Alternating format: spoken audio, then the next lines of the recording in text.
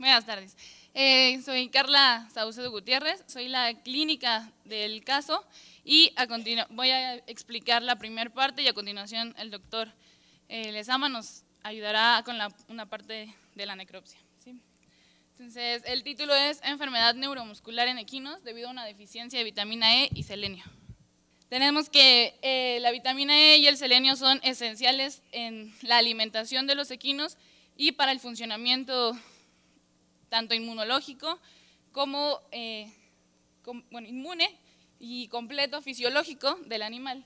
Esto porque la vitamina E y el selenio funcionan a base del glutatión peroxidasa, que a su vez funciona con todos los demás y conforman alrededor de 35 selenoproteínas y se encarga de evitar la peroxidación de los lípidos y atrapar a los radicales libres. Por eso que es esencial durante toda la vida del animal. Es el componente básico de 35 de estas y una deficiencia de este mineral en la dieta nos produciría un caballo, o bueno, nos daría un caballo que estaría débil, postrado, con incoordinación, pérdida de peso y en casos severos la muerte. Esta patología también se denomina como distrofia muscular nutricional, miodegeneración distrófica, miodistrofia nutricional y enfermedad del músculo blanco, como comúnmente se conoce. Los signos de esta enfermedad pueden variar de intensidad dependiendo de la cantidad de la deficiencia de esta vitamina. Entonces va desde un decúbito prolongado, una taquipnea, diarrea, mialgia, arritmias, debilidad muscular, insuficiencia cardíaca y poca o nula ganancia de peso. En su forma subaguda podemos tener una debilidad severa, inhabilidad para estar de pie, fasciculaciones, músculos firmes a la palpación, rigidez y en potros un débil reflejo de succión. En una necropsia lo que podríamos ver sería un músculo pálido con rayas blancas, que esto representaría una necrosis coagulativa y un edema, que esto más adelante lo va a explicar el patólogo. No sé si lo alcancen a ver. Los músculos mayormente afectados son los masticatorios, los masseteros, los músculos de los glúteos en la columna, la lengua y el diafragma, además de músculo esquelético y músculo cardíaco. A cortes histológicos podremos observar mionecrosis y regeneración con infiltración histocítica, fibrosis y además una calcificación en casos crónicos. La prevalencia de esta enfermedad es de un 30 a un 45%. La dosis a la que se debe suplementar este tipo de caballos es respetando máximo 0.5 miligramos por kilogramo de materia seca y es lo que vamos a obtener a 1 miligramo por cada 100 kilos de peso vivo. Yendo directo al caso clínico, este es un caballo de raza cuarto de milla, macho castrado, con una edad aproximada de 10 años, un peso de 350 kilos y una condición corporal 3 de 5. El caballo estaba en Puebla, pero había llegado hace un mes de Sonora. Un día comenzó con pérdida de peso, ataxia y además a perder el equilibrio. Al examen físico general las constantes estaban en rango, pero pues como les comento, no tenía signos neurológicos. Yo no vi al caballo, en ese momento no vi al caballo en persona, sino que lo que hicieron fue que un veterinario de allá en Puebla me mandó videos de cómo estaba el caballo. Entonces, yo no conocía el caballo hasta posteriormente. Cuando me llaman para una opinión, lo que hice fue pedirle que revisara ciertos reflejos, el examen físico general completo y que me diera más o menos una historia. Es por esto que sé que hace un mes llegaba de Sonora, su dieta era a base de avena, en ocasiones rastrojo de maíz y debo decir que no tienen caballerizas, sino que son como corrales y conviven con más caballos. Al momento en el que me dijo esto y me mandó un video que ahorita se los voy a poner, yo lo primero, como uno de los diferenciales que pensé fue en un traumatismo por la forma en la que caminaba y ahorita van a ver. Decidí implementar un tratamiento de fenilbutazona por 3 días y complejo B por 5 días, además de 2 dosis de dexametasona. para que si había sido un traumatismo, pues desinflamara, ¿no? Pero no mostró mejoría. Recomendé que se aislara ese caballo porque, bueno, no teníamos la trazabilidad de este y pensaba en otras más cosas, por lo que el veterinario de allá lo aisló, pero los signos neurológicos continuaron, nunca mejoró con el tratamiento que yo puse y el caballo siguió perdiendo peso. El caballo totalmente perdía el equilibrio, no se le podían levantar los posteriores porque se caía. Cuando caminaba él parecía que se hubiera sentado, como comúnmente decimos, ¿no? Arrastraba los posteriores. Cuando lo caminaban con la cabeza levantada, él perdía totalmente el equilibrio. Bueno, debido a que no funcionó el tratamiento, yo recomendé que se hicieran mejor pruebas, ya que una vez estaba aislado, y que se trajera a la universidad, a la UNAM, a hacer una necropsia y se pudiera analizar el líquido cefalorraquídeo para poder descartar cualquier otra enfermedad. Por lo que el caballo se trajo inducido a anestesia, bueno, se indujo a anestesia y se trajo desde Puebla hasta la Ciudad de México. Muy buenas tardes, gracias por estar acá. Muchas gracias por la invitación de antemano, muy amables. Mi nombre es José Ramírez, me dicen Pepetón, trabajo ahí en patología y ahorita van a ver una serie de imágenes de ese caballo. Aquí lo que estamos viendo son una serie de imágenes macro, vamos a ver también cortes micro del pulmón, parte de la tráquea y del corazón. Nos llama mucho la atención estas áreas blancas, no sé si lo observen, normalmente el color del corazón, de hecho fue sacrificado el animal, es de este color. Ven ustedes todavía que podemos ver que está cubierto toda por la grasa pericárdica. Después tenemos la serie de imagen en hígado. Estas lesiones que ustedes, esta es una imagen macro del hígado y estas lesiones ustedes a veces lo llegan a ver, le llaman peripatitis adhesiva, comúnmente asociada a migraciones parasitarias por estróngilos. Entonces, a pesar de eso, este animal seguramente en alguna etapa de su vida y en Sonora, muy probablemente aquí, pudo haber tenido ese tipo de lesiones provocadas por dicho agente. También aquí mostramos la zona cortical y la zona medular del riñón que está sumamente congestionada. Cortamos el cerebro, revisamos el cerebro y obviamente aquí queda cerebro y cerebelo y aquí lo que hicimos en esta es hacer el corte macro descartando o confirmando una leucoencefalomalacia que será la otra posibilidad por maíz enmohecido, considerando que la palabra, el término malacia es una lesión macro y histológicamente corresponde a una necrosis liquefactiva, la cual en este caso en particular macro no se veía. Esta es una serie de imágenes histológicas del corazón, este es miocardio y aquí empiezan a ver a esta mionecrosis, como lo comenta la doctora Carla, también le llaman mionecrosis degenerativa o degeneración granular porque se observan gránulos en el músculo cardíaco, lo cual obviamente me hace inferir que este es un problema de miopatía. Otra cosa que sí les quise traer, me voy a caer, es un corte de intestino. Ustedes sabrán, bueno, ¿por qué el intestino está marihuano? ¿Qué tiene? Lo que pasa es que a veces se nos olvida que también aparte del músculo esquelético y el músculo cardíaco, también el músculo liso sufre cambios degenerativos hasta mionecrosis. A mí este caso me interesó mucho porque tenía cambios degenerativos en el músculo liso, de tal manera que no únicamente el músculo esquelético, cardíaco, es el que sufre cambios degenerativos. Incluso en una miopatía degenerativa, sea aguda o crónica, llega a haber microtrombos, que no es el caso. También este animal en el hígado, corte de hígado, presentaba ya cambios degenerativos muy compatibles con grasa. Y esto sí quiero mencionar, este es el canal ependimario y esta estructura que ustedes ven le llaman cisura ventral y esta parte le llaman cisura dorsal del corte de la médula espinal en cualquier sección.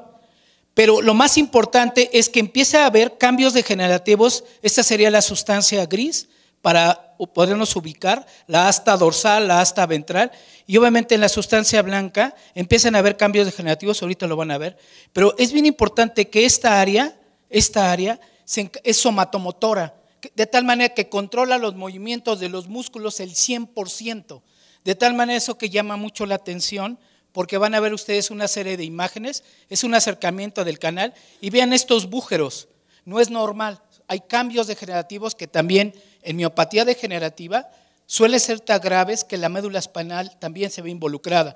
Vale la pena mencionar que en deficiencia de vitamina E y selenio se ha visto, no es el caso, hasta incluso poliencefalomalacia, necrosis de la zona cortical del cerebro. Esa es la imagen, un acercamiento, ese es el canal ependimario y vean ustedes los cambios degenerativos provocados por la deficiencia de vitamina E y selenio. Para la discusión del trabajo se incluyeron varios diferenciales porque se mandaron las pruebas a Senacica para descartar todas las encefalitis e incluso rabia, las cuales dieron negativas. Como lo denominamos, fue mieloencefalopatía degenerativa equina y de esto sí hay reportes de casos clínicos en cuartos de milla, pura sangre inglés, apaluzas, árabes y bueno, todas las razas que ven aquí. Para esta enfermedad no hay predisposición para raza o sexo y el principal factor predisponente es la ausencia de pasto. Y hay un reporte de que sí hay un componente genético que es el que determina que pueda haber una mieloencefalopatía. Para esta los signos clínicos son ataxia, más severa en miembros posteriores, una postura normal, déficits propioceptivos y hiporreflexia del tronco cervicofacial, además de una ausencia del reflejo aductor de la laringe. El diagnóstico se basa únicamente en signos clínicos y en la eliminación de otras causas, ¿no? Como es por descarte. Además de que bueno, lo vamos a asociar con una baja sérica de selenio en sangre y el diagnóstico definitivo pues, se va a hacer en una evaluación histopatológica de la médula espinal y del tronco encefálico al momento de la necropsia, como fue que sucedió. Para el tratamiento, pues la literatura reporta que no es totalmente efectivo y lo que se puede hacer es suplementar con vitamina E y selenio. Y en algunos casos las anormalidades neurológicas pues parecen estabilizarse. Esto, bueno, dependiendo de la función zootécnica que tenía el caballo. En algún momento también pensamos que pudiera haber sido enfermedad de la neurona motora equina, ya que bueno, también es un trastorno neurodegenerativo, es clínicamente indistinguible, por eso teníamos la duda.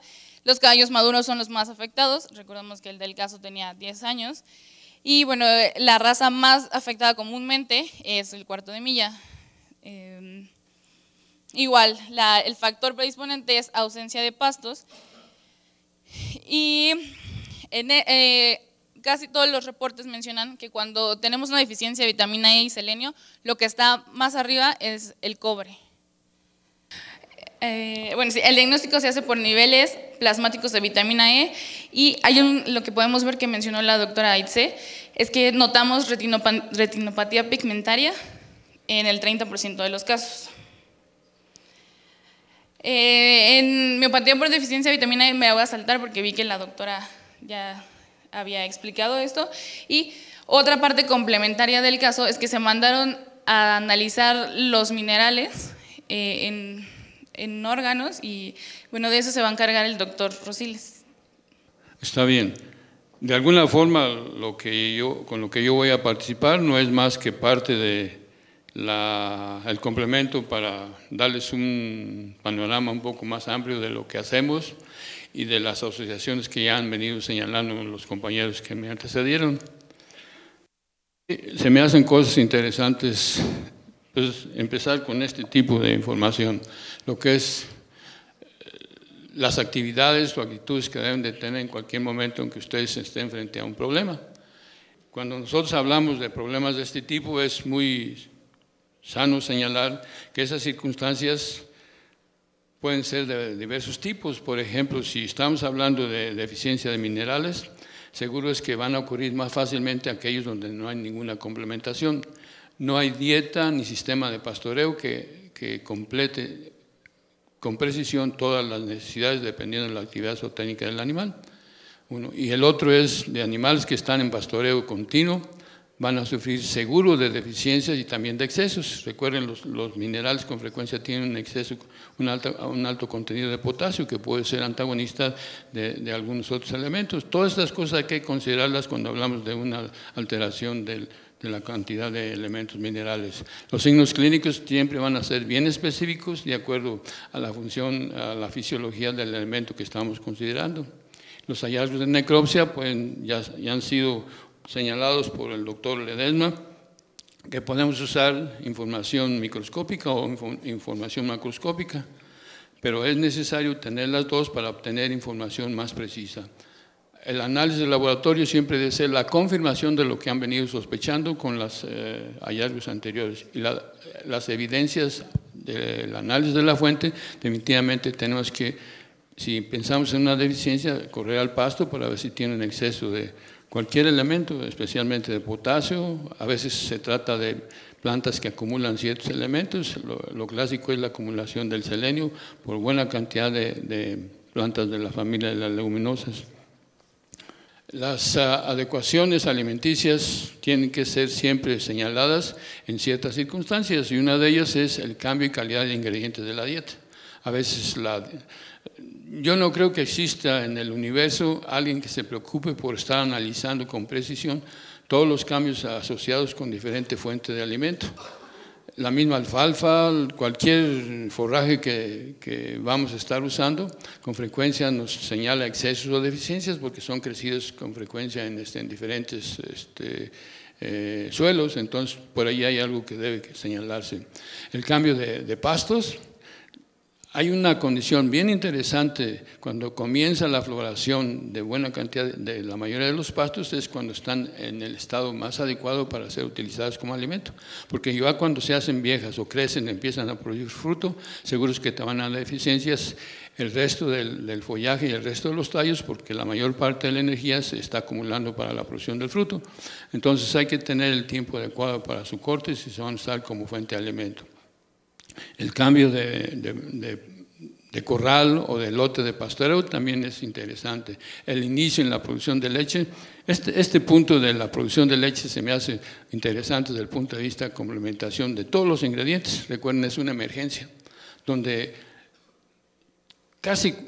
sino cualquier mamífero que empiece a producir leche va a tener necesidades mucho más altas que cuando estaba en el descanso o en la fabricación del feto. Entonces, aquí tenemos que acomodar la dieta de acuerdo a la cantidad de leche que se produce o la cantidad de crías que tiene, y todo esto es necesario. Y finalmente, otro punto sería la función zootécnica, que es a qué se está destinando este animal, si es de trabajo, si es de deporte, es decir, cualquier función zootécnica es importante, también la adecuación de la dieta.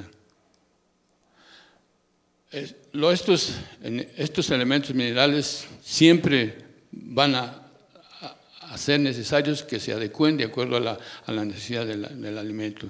Y tenemos puntos interesantes, por ejemplo, en el caso del selenio. Ya se señaló así en forma muy rápida la interacción del selenio con el cobre.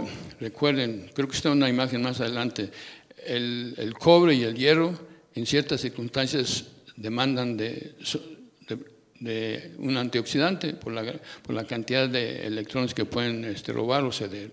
Entonces esa interacción del selenio con el cobre y el hierro está señalada por esa interacción de oxidar y antioxidar. Y por el caso de los metales pesados como es el mercurio, el arsénico y el molibdeno, también son excelentes interactuantes con el robo de electrones o con la producción de compuestos oxidantes, especialmente con esos radicales de oxígeno libres. Y el caso del aluminio también lo conocemos, ¿no? Esa interacción con el calcio y el fósforo. Y es ese doble efecto sobre el calcio y el fósforo de la presencia de flúor y de aluminio. Y en el caso del plomo, tenemos interacción con aquellos que forman la hemoglobina. El plomo de alguna forma se señala como un excelente bloqueador en la producción de hemoglobina. ¿Por qué? Porque tiene interacción especialmente con el zinc y el hierro, que son componentes importantes de la hemoglobina. Y finalmente, otro de ellos es el zinc en interacción con el cadmio, el hierro y el cobre. esta interacción del zinc con el cadmio. Este es un comentario para aquellos individuos que son sexualmente activos. Regularmente el cadmio es antagonista del zinc. ¿Y por qué señalo esto? Por la necesidad de una cantidad importante del zinc en la próstata. Entonces, si no hay la cantidad adecuada de zinc, porque esté siendo negativa la presencia del zinc por el cadmio, entonces empezaremos a tener problemas de hiperplasia, inclusive hasta tumores. Y aquí está otro tipo de información, pues no es más que la actividad metálica que tienen estos elementos cuando son constituyentes importantes de una enzima. Sabemos la necesidad de la fabricación de esta glutatión peroxidasa por la presencia del selenio. La ceruloplasmina es una enzima que hace que se madure la síntesis, la producción de hemoglobina. El zinc, la anhidrasa carbónica, participante en la interacción de absorción y eliminación del oxígeno. Finalmente, el fósforo, el magnesio, que participan en la fabricación o la producción de energía. Estos son importantísimos, especialmente en aquellos animales donde se necesitan cantidades importantes o una actividad importante desde el punto de vista aceptación de energía y liberación de los productos cuando se usa la energía. De alguna forma, este elemento, ¿será que es el que más trabajamos en el laboratorio donde yo trabajo? De su papel que tiene, porque es un elemento que se necesita plantas adecuadas para que sea absorbido del suelo, y también el tipo de suelo es crítico para que se permita o no la absorción del selenio. De alguna forma estoy hablando del pH. También, cuando menos en humanos, sí está corroborado la participación del selenio en la producción de cáncer de próstata. Entonces, allí, cuando se habla de cáncer de próstata, esto es de alguna forma más estudiado en los humanos por esa interacción de la presencia del selenio y la cantidad de zinc, pensando en que ellos participan en la oxidorreducción de los compuestos que se producen durante el metabolismo de estos órganos. Este elemento es esencial, pero tóxico. Es interesante, ¿por qué? Porque se necesitan cantidades pequeñas como terapia, y cualquier doble o triple de la concentración de la cantidad terapéutica puede ser dañina. Hablamos de la cantidad de selenio que debe tener la mayor parte de las dietas, estamos hablando de 0.3 partes por millón, comparado con la dosis tóxica, que casi una parte por millón empieza a ser tóxica o producir cierto antagonismo con otros elementos. También ya se señaló la necesidad de la presencia de selenio para poder referirlo como un interesante elemento en aquellos animales que tienen una demanda energética. Y para mí es crítico su participación en los animales que desarrollan actividad física, como son los caballos. ¿Por qué? Porque necesitan de la presencia de él, y el exceso puede producir definitivamente alteraciones. Hay antecedentes de que la falta o la alteración en el metabolismo del selenio puede causar ciertas alteraciones. En el caso del kwashiorkor está asociado, por supuesto, con alteraciones en las proteínas, pero también es un agente que participa en el desarrollo de este problema en los humanos. Este tipo del Keshen, alteración del Keshen en otros países del mundo está señalado como un como un elemento importante en el trabajo cardíaco. En el caso de los caballos, como para mí son animales muy susceptibles a una modificación en la producción o falta de energía, pues creo que esto debía ser considerado. Algo que también es común cuando se trabaja con el selenio es recurrir a la medición de la glutatión peroxidasa. Si recordamos, existen como 10 o 12 isómeros de esta enzima. Entonces, si medimos una sola, no estamos midiendo todas las posibilidades de interacción. Por ahí, entonces, de esto reduzco la utilidad de, en lugar de medir la glutatión peroxidasa, se mide el selenio. Y les puedo comentar que la mayor parte de la gente que mide esta enzima es porque no tiene las facilidades, que es el horno de grafito o la generación de hidruros en absorción atómica. Entonces, pues sí, también es definitivamente una actividad interesante, ¿no? Pero siento que la sola medición de glutatión peroxidasa no es suficiente para medir la cantidad de selenio que tienen los animales. Y definitivamente también hay buena cantidad de órganos donde debemos recurrir para ver la cantidad de selenio que debe tener un animal, como en la sangre, los eritrocitos o el plasma, cuando uno, o el hígado, el pelo, casi todos los tejidos de un individuo son susceptibles de utilizarse como bioindicador de la cantidad de selenio. Definitivamente vamos a usar aquellos que nosotros creemos que tienen mayor peso para la identificación de este tipo de problemas. De alguna forma, lo que quiero presentarles en este momento es información que hemos generado en esos viajes en que salimos a este tipo de eventos o de vacaciones, como ustedes quieran, y eso es lo que yo tengo aquí. Este es un estudio que hicimos, por supuesto, cuando andábamos por Veracruz. De alguna forma, en el país, de acuerdo a los resultados que hemos venido generando, la mayor parte de las zonas pegadas en la costa, ya sea del Atlántico o del Pacífico, nos hemos dado cuenta que son deficientes del selenio. En cambio, en la zona centro, donde están la mayor parte de las minas del país, y hacia el norte, tienen cantidades interesantes, en ocasiones cantidades adecuadas y en ocasiones exceso de este elemento. ¿Por qué? Porque es un elemento que participa mucho con el fósforo y en zonas donde hay fuentes de fósforo naturales es posible que también haya cantidades adecuadas de selenio. Algunos autores inclusive consideran que las zonas volcánicas del país nunca van a ser deficientes de selenio, pero creo que eso no es completamente verdadero porque cada país o cada zona tiene condiciones específicas para poder decir si tiene cantidades altas o cantidades bajas. Esto es en un rumbo hacia Querétaro, donde también nos tomamos el tiempo de colectar muestras por el camino que teníamos ahí presente. Lo interesante aquí es de que la mayor parte de las zonas que nosotros muestreamos o tienen poco o tienen nada. Y además, el selenio en el suelo debe estar en un pH relativamente alcalino para que esté disponible y las plantas lo aprovechen. Hay ciertas plantas que tienen esa capacidad de absorberlo sin ninguna otra condición más que esté ahí presente. De alguna forma pueden antagonizar los pHs si es que sus pHs son inadecuados para la liberación o la absorción del selenio por las plantas. Esto es acá por supuesto en el estado de Guanajuato. Yuriria, estamos hablando, se trata de un municipio al sur y León al norte. Para mí es interesante León, Guanajuato, porque aunque no se señala mucho en la información disponible, es una zona altamente minera, allá rumbo a San Felipe y San Felipe de Ocampo, 2 o 3 municipios que están al noroeste del estado, son lugares mineros y donde creo que la cantidad de selenio es interesante. Esto es en Tres Marías, todos sabemos dónde está Tres Marías.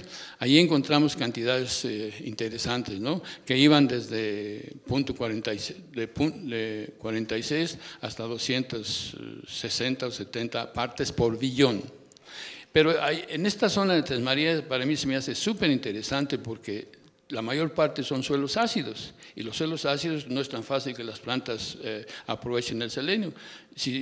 El señalar que son suelos ácidos es por la cantidad de follaje que se desprende de los árboles, cae al suelo y la mayor parte de este contenido vegetal va a darnos una idea o más bien va a condicionar el pH ácido y esto reduce la disponibilidad del selenio y por supuesto la capacidad de absorción por las plantas.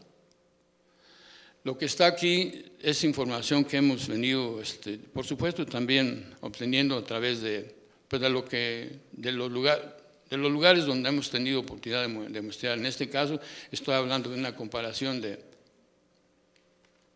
Chihuahua con el alimento que se usa en los caballos del Estado Mayor Presidencial de aquí y con unos estudios de unas muestras que nos envió un alumno de allá de Zacatecas. Entonces, esto no es más que señalar las posibilidades en diferentes lugares del país y definitivamente a veces entre una montaña y otra cambian las concentraciones, o en un valle, si recuerdan, los valles no son más que la lixiviación de las montañas y de todos los efectos de la naturaleza que produce para degradar las rocas o cualquier otro tipo de constituyente de la montaña y arrastrarlas hacia abajo por la lluvia o el viento. Entonces, la mayor parte de los valles no son más que lo que se ha erosionado en la montaña. Entonces, es interesante conocer este tipo de información dependiendo del tipo de constituyentes de la montaña, y así esperaremos el tipo de constituyentes del valle por esta relación de señalar que el valle está formado por toda la erosión que están sufriendo las montañas, ¿no?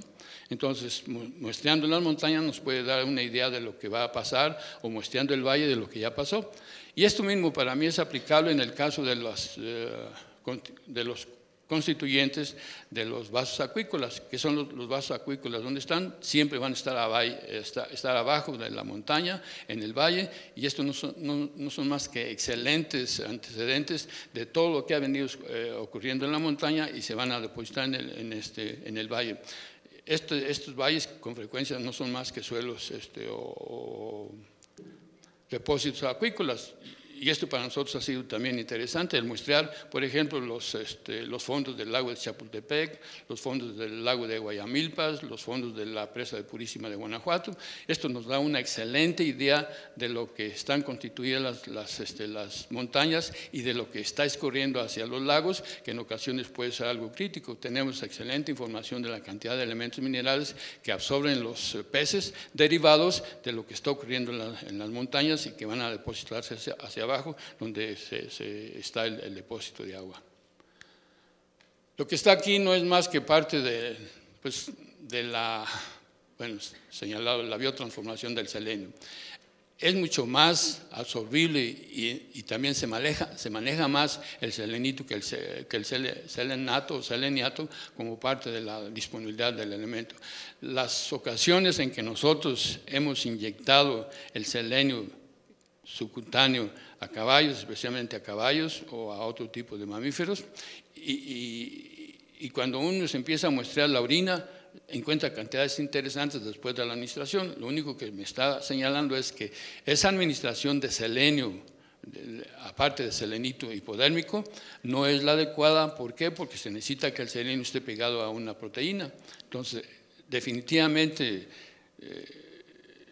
hay que conocer el tipo de sal para esperar la cantidad de absorción del elemento. Entonces, a veces hay que tener cuidado con este tipo de información, ¿no? Digo, con este tipo de actividades, pero definitivamente se va a retener una cantidad. Pero en otras palabras, hay otras formas de tipo de sales de asociación con material orgánico que nos va a permitir una mejor absorción cuando lo aplicamos por vía hipodérmica. Esto no es más que la reacción de Fenton, lo que está aquí es para entretenerlos un poco más. Se trata, en este caso, de los oxígenos reactivos. Está en esta parte de la imagen. ¿Qué son los radicales de oxígeno reactivos? No son más que todas esas sales de oxígeno que están oxidadas y que van a ser oxidantes. Entonces, para esto se requiere una buena cantidad de antioxidante. Esa es otra condición que debemos conocer. Esto no es más que esa actividad de cómo funciona el selenio cuando es antioxidante, pensando siempre en la presencia de radicales de peróxidos. Por ejemplo, este radical de peróxido tiene que ser reducido por la presencia de un agente oxidante, y en este caso estamos hablando de la glutatión peroxidasa que está aquí. Miren, en la primera columna está el tipo de casco, el tipo de muestra de casco de la enfermedad del casco de los caballos. Entonces, está el sano, cuando hay sobrecrecimiento, la enfermedad de la línea blanca, el cáncer, el cuarto, el hematoma, absceso, hormiguillo y laminitis. Y aquí están los elementos que nosotros, en este caso, definitivamente está el selenio. Es decir, es un signo interesante ese sobrecrecimiento de los cascos asociado con un exceso de deficiencia de azufre. Para mí es súper interesante, cada vez que medimos los minerales en un recorte al momento del cambio de herradura, pues ver el tipo de crecimiento que tuvo el animal antes de que se le hiciera el muestreo. Pero simplemente Para mí esto es súper interesante, pensando en que si queremos conocer cómo está la alimentación de los animales, desde los caballos, podemos recurrir al análisis de los elementos minerales del casco, inclusive podemos recurrir a algunos aminoácidos y también podemos recurrir a biotina, a metionina, a cisteína, todo lo que se han venido señalando. Pero esto nos da una idea, por supuesto, del tipo de alimentación mineral que tienen los caballos. Y puede ser una... Me van a criticar, me van a decir que por qué tengo que esperarme 2 o 3 meses para poder ver el efecto de ese alimento cuando queremos ver la calidad del casco. Pero si no lo hacemos así, nunca vamos a esperar o a conocer con precisión la calidad del casco, que es dependiente de la calidad del elemento. Pero yo creo que esto es necesario considerarlo en ciertos puntos. Y definitivamente toda esta serie de enfermedades del casco están asociadas, por supuesto, con la concentración de elementos minerales, y buena cantidad de ese desequilibrio de elementos minerales en la dieta van a ser predisponentes para una alteración de estos enfermedades del casco. Finalmente, no finalmente, sino este es un hallazgo que hicimos en la sangre de unos caballos que estaban o que tuvieron pues una deficiencia de selenio. Todo se reduce a las cantidades de selenio. La mayor parte de estas concentraciones de selenio en la sangre de esos caballos son deficientes, y la mayor parte de las concentraciones del cobre en la sangre de esos caballos están relativamente altas. Entonces, con esto nosotros pudimos señalar la interacción del cobre como un agente oxidante y la concentración de cobre como un agente oxidante y la concentración de selenio como un agente antioxidante. Entonces, esta interacción siempre va a estar moviéndose en cualquier sentido, dependiendo de cuál es la cantidad del elemento y dependiendo también de cuál es la cantidad de esas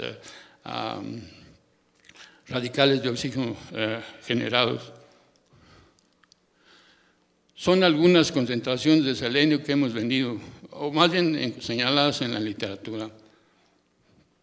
Y estas son algunas de las plantas que nosotros debemos considerar cuando andamos echando un vistazo al lugar de pastoreo de los animales, aunque sé que la mayor parte de los caballos por esta zona están muy consentidos y los tenemos a todos en un establo, pero a los que andan en el campo comiendo, debemos conocer el tipo de plantas que hay.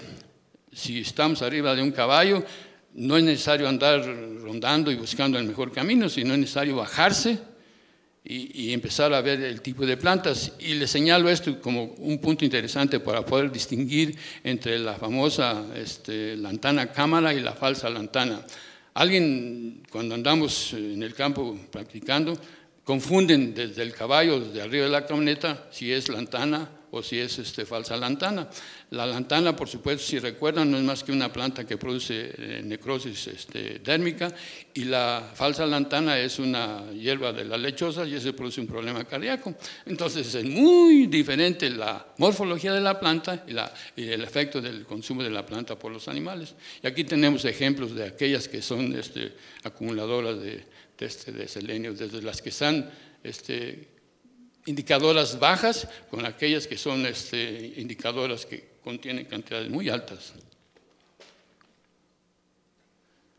Bueno, esto también ya lo vieron. Simplemente lo que debo señalarles es que se necesita una cantidad de referencia que está alrededor de las 100 partes por billón en la sangre, y tiene que ser sangre completa, sangre entera. Bueno, algunos de los que tienen esa capacidad de acumular, también ustedes ya los van pues lo pueden revisar esto, pero esta es buena. Esta es una leguminosa, alguien ya la refirió, como una planta, es un astrágalos, que el momento que ustedes anden viajando en el campo donde están los sistemas de pastoreo, si encuentran esta planta, seguro es que va a ser un suelo que tiene cantidades importantes de selenio. Esto no es más que una flor que es característico de una leguminosa, que la podemos señalar y ver. Esta es otra, esta se parece mucho es una planta de las compuestas. Esta también es una planta de las compuestas. Es decir, si andamos en el campo y vemos una leguminosa, podemos pensar en que es un suelo altamente selenífero, y si andamos y encontramos ejemplares de la familia de las compuestas, también es otro posible suelo selenífero. Este tipo de plantas, nosotros hemos tenido oportunidad de identificarlas en las zonas montañosas del estado de Guanajuato, donde nosotros tenemos buena cantidad de injerencias. Bueno, creo que con esto ya termino el tiempo y termino más o menos la presentación que planeé platicarles.